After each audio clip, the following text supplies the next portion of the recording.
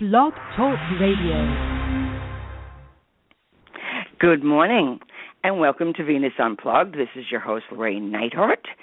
And what we do here in the realm of Venus is we talk about all things Venusian, whether it be the archetype of Venus or planetary, beauty, sorrow, joy, personal relationships.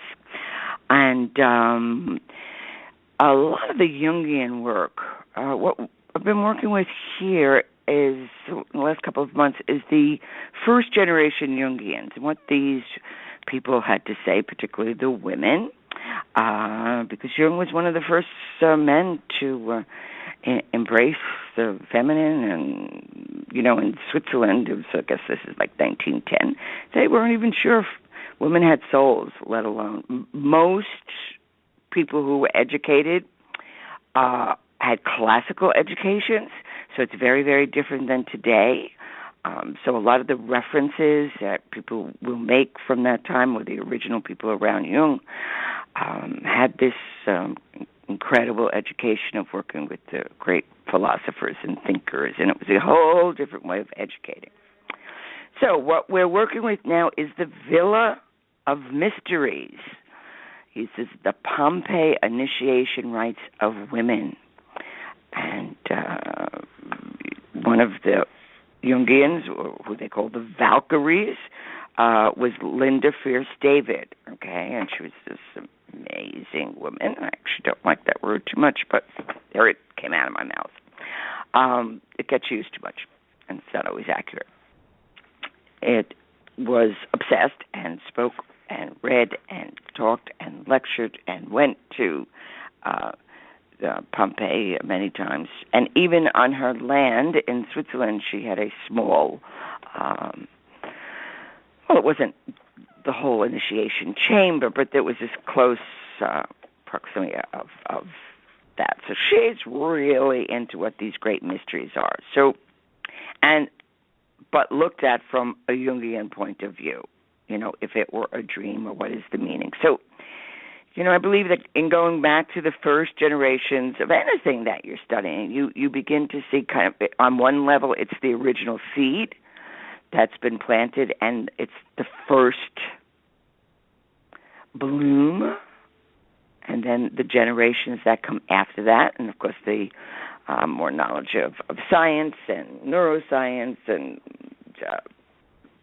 but we don't want to miss that first bloom, because it is original, and everybody has built on them.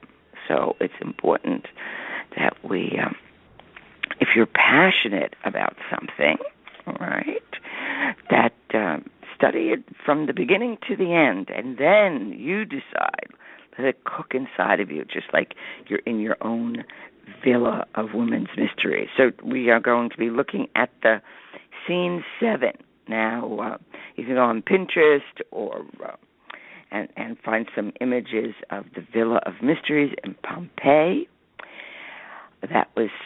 Pompeii was covered by an earthquake for hundreds of years, and then when it was uncovered, this little town of Pompeii was in perfect tact.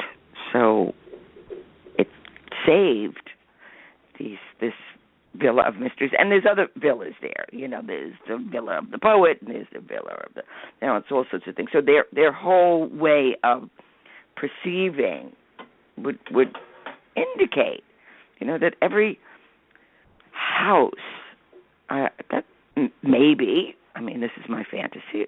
It's they named it after the house, the soul, the purpose of the soul.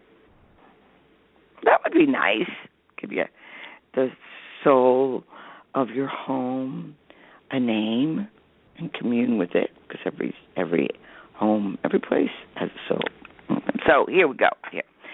So we return to the initiate. Now the initiate has just come from the Holy of Holies, the deepest part of the initiation, and very often the darkest, meaning the most unknowable.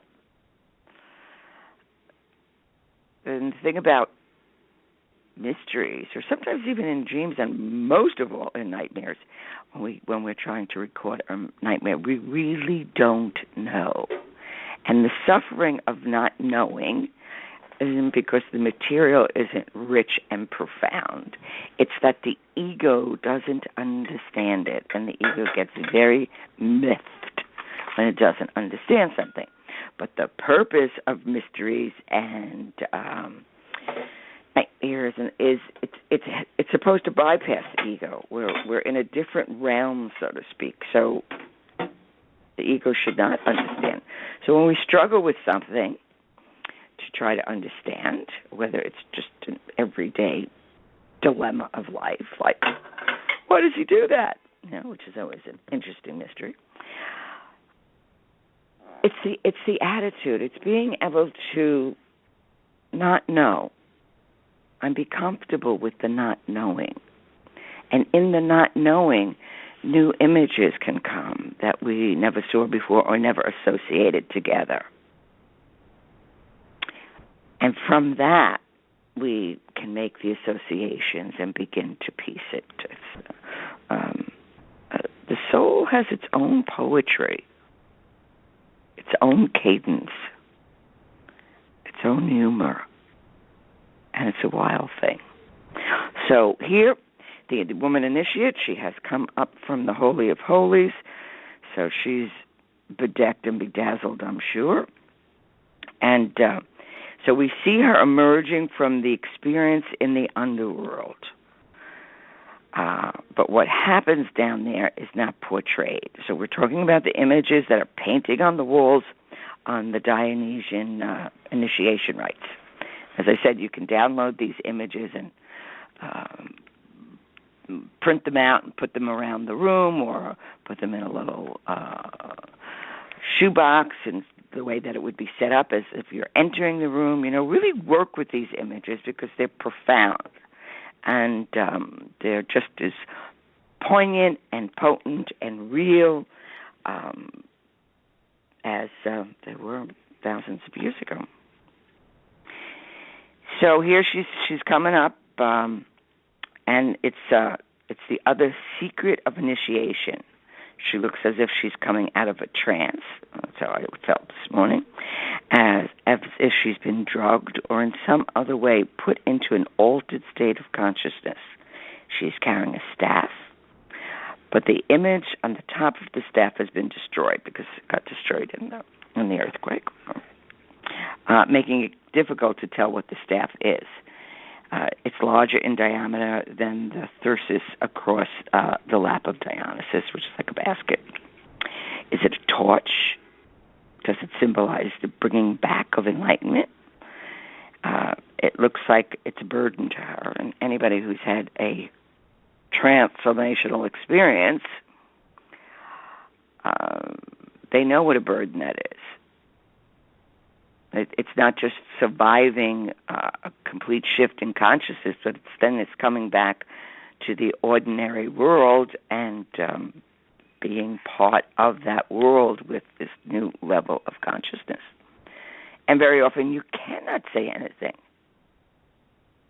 The old saying, if you can't tell a wise person, don't tell anybody.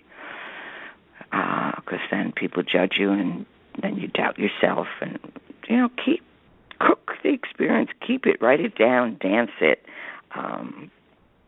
or speak with others who've had a similar experience if you need. But when you've gone to something like this, there are no words, and there's a reason why there are no words, because the body and the soul are one, so the body is going through these transformational changes.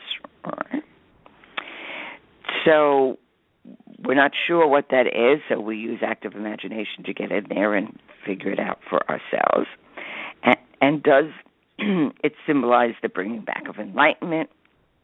It looks like a burden to her. And she's wearing a cap, which does not appear in the previous scenes of the initiate. So is this also symbolizing new knowledge? The illustration shown that the initiate is kneeling before a covered object that is contained in a basket, whose shape with the elevated curving rims identifies the lignon, or the basket, the winnowing basket, which has a practical agricultural use of separating the husk from the seeds of the grain. So that symbol. Dionysus was supposed to have been placed in such a basket when he was born, and it appears often in celebrations and rituals pertaining to him. In such celebrations, commonly held, the divine phallus of Dionysus symbolizes the primal regenerative force. Here, the initiate is stretching out her arms as if to lift the purple covering of an object that is usually assumed to be the ritual phallus, although we don't know. But since the contours do not conform to a phallus, it's been suggested that it may be a cult statue or herm on which a phallus is featured. Now, herm is a stone. It's after Hermes, right? It's like a elongated egg-shaped stone, which is holy in and of itself. And in ancient travels, we would put, if we reached four corners, we would put a herm or herm-shaped stone on one of the corners to protect ourselves in safe travel. And I think with herm is always Hermes, okay? Messenger of the gods. So we're describing this. So here, and then the initiate, she's stretching her arms out as if to lift this purple covering, and the object we're not so sure. So we've got this kind of phallus possibility. And then the object above the head of Dionysus is the cameo. And it might be example of such a statue. So that's the physical. Then standing behind the initiate in the villa mural are two figures of women, and they are but the figures are actually badly damaged. Okay, the women are fine. The image is damaged, and it's hard to distinguish. One is holding a disc-shaped basket above the head of the initiate. The other seems to be drawing back, perhaps in horror at the presumption of the initiate in seeking to uncover the phallus. It's like, whoa. All right. And so these images are also there to begin to understand. And phallus is always creative energy. And then her hair is flying over. And further to the right is a dark-winged female figure.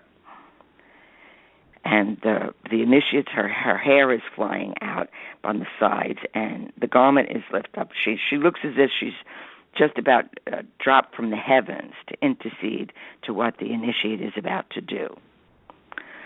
And the angel's partly closed body identifies her as a divinity, and she too wears the boots, these tragedian boots worn by the child, the divinity, in scene 1. Her left hand is raised as if rejecting the kneeling woman, and in her right hand she holds a long whip. Her eyes are directed towards scene 8, which is on the adjoining wall in the lower initiation. The winged feeling is frequently identified as Aidos, A-I-D-O-S, the goddess of modesty, which would lead to the interpretation that she is in the role of bringing back the initiate back to her senses after this kind of wild experience of having been in contact with the powers of the underworld and the god Dionysus. And the modesty isn't necessarily what we, to be shy and hold back and clothed and covered. Modesty is also the attitude. It's our humanity. We've just had an encounter with divinity. That doesn't make you divine. That just makes you exposed to the encounter. And it activates a great deal of things, but we need to be very modest. And we don't be bragging about that one. Yeah. because we've had an encounter. We are not that which we encountered. So this dark angel or dark winged angel is also a symbol that it would be rejecting the initiate's arrogance in attempting to unveil the sacred phallus and the statue. So I'm going to be reading here from Linda Fierst David's book, Woman's Dionysian Initiation, because she says it just the way it needs to be said. Okay. And she writes here, "You must excuse me if I simply record my thoughts on the representation of the kneeling woman in the seventh scene as they represent, as they come to me.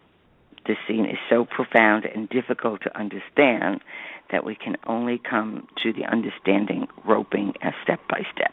Now, of course, if anybody's on their way to Pompeii, you certainly can go to these mysteries yourself. As a matter of fact, there's a facsimile in the Metropolitan Museum, so you can see the colors and get a sense of just how profound this is. Okay. So she states,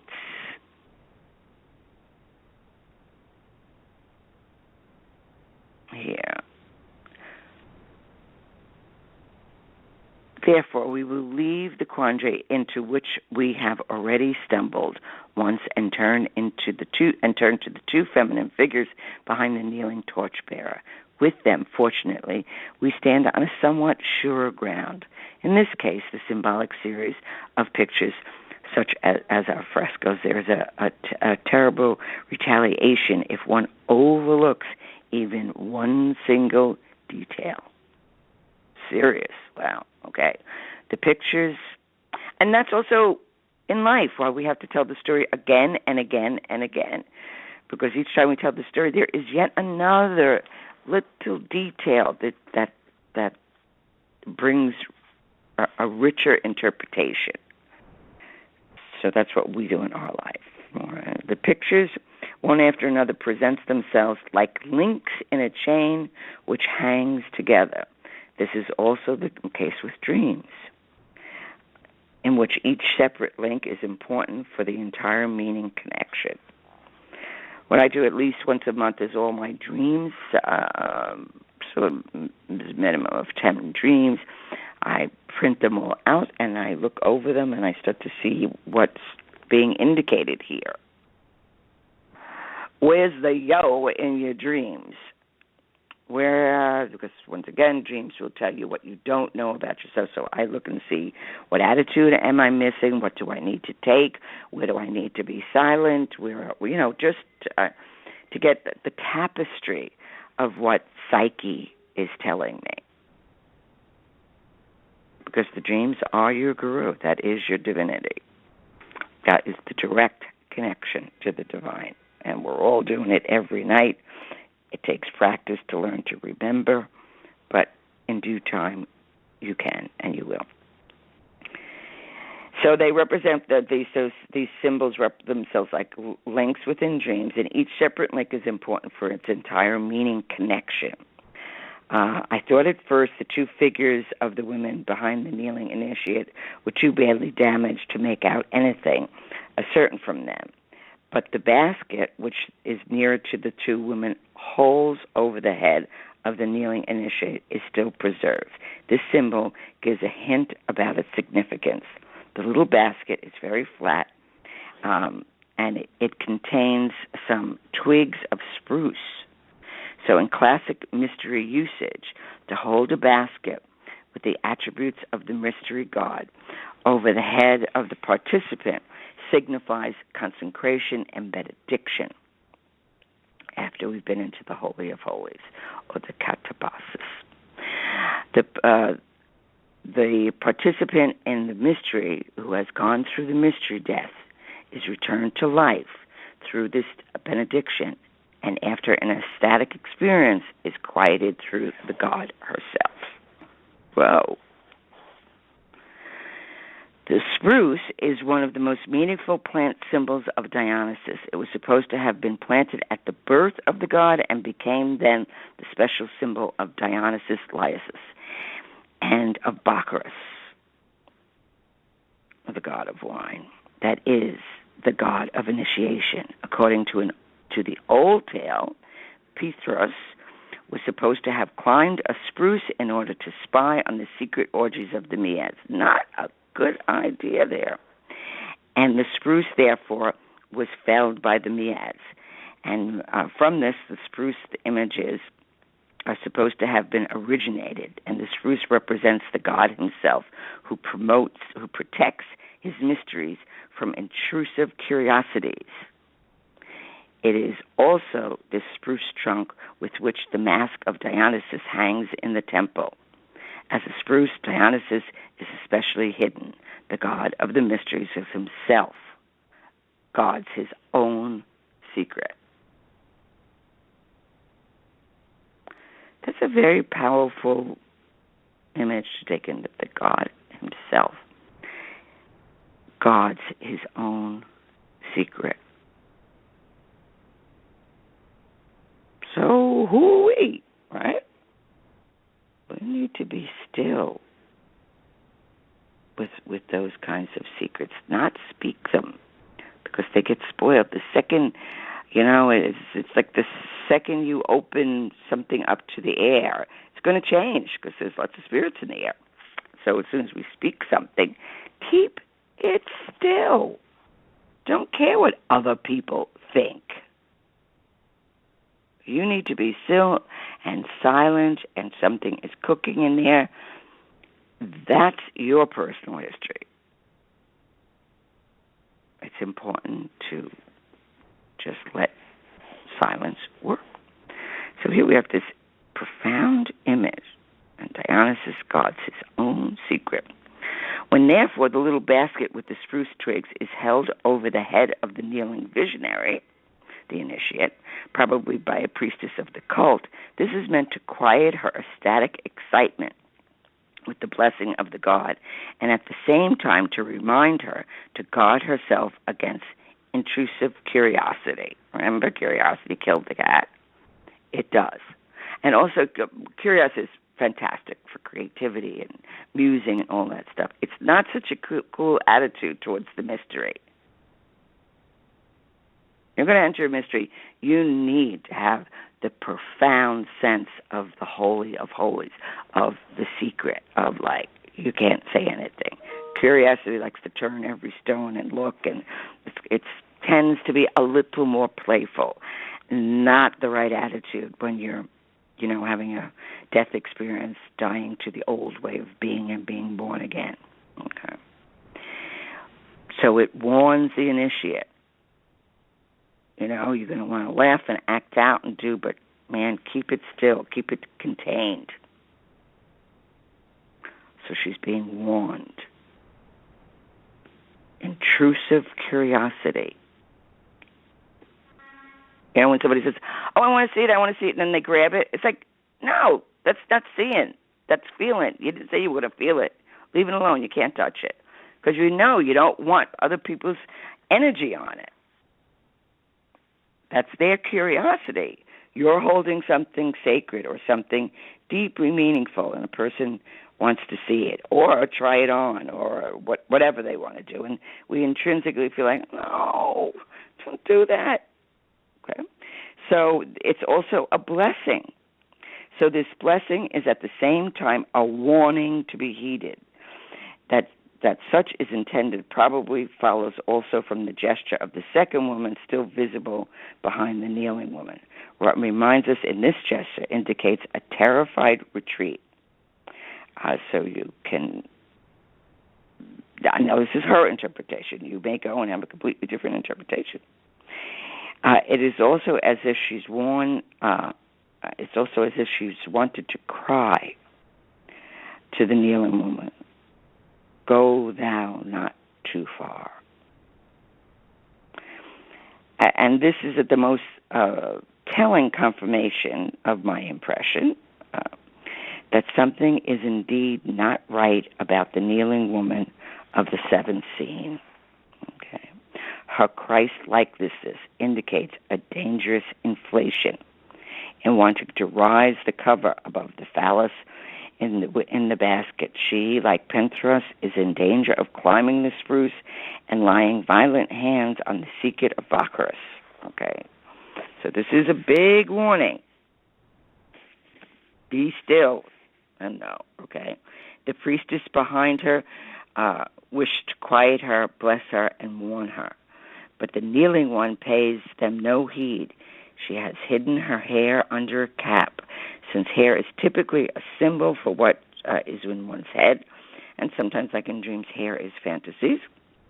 This probably signifies that she wants to conceal her thoughts and what she has in her head. Perhaps also that she shuts herself away from the counsel of others. Blessing and warning cannot reach her. So she's in this altered state. So indications are that it's an extremely dangerous moment on the initiation path, and there is always a dangerous moment, if not a few.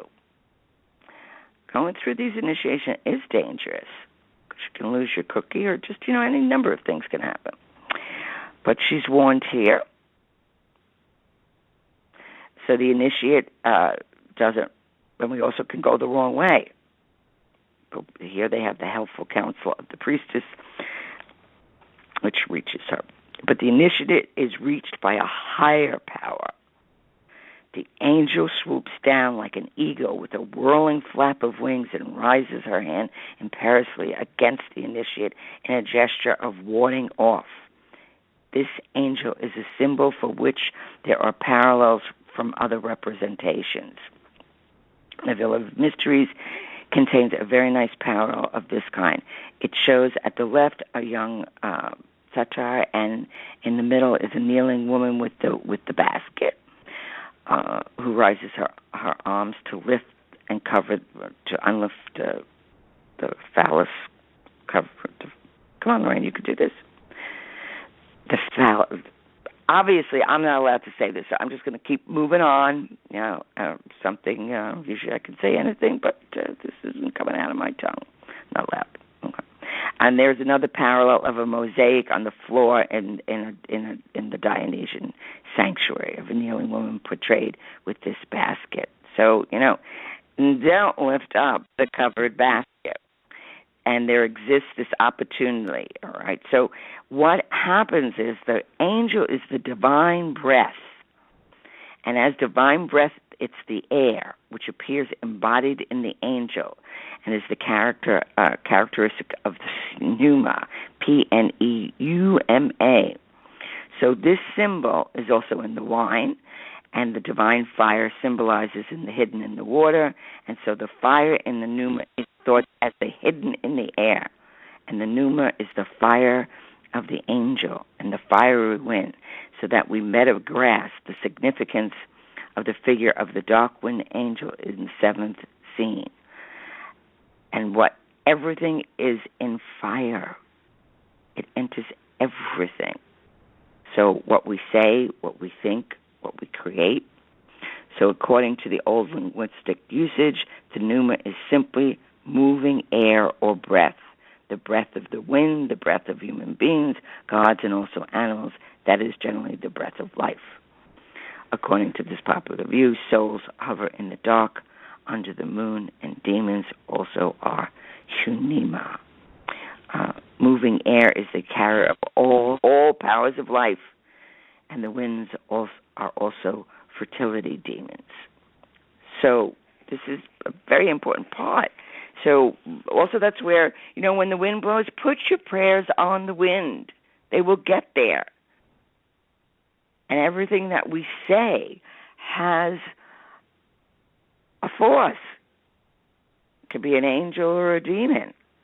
Watch what people say. What stuff comes out of their mouth and their tuchus. It's terrifying sometimes when people say it. It takes my breath away. It's just like, wow, man, really, you had to say that, huh? Okay. So there we have it. Till we meet again, we have the 8th. I think we've got like 2 more, and then the end of the year. Wow. Wow. Okay, my loves. Next week. Cha-cha.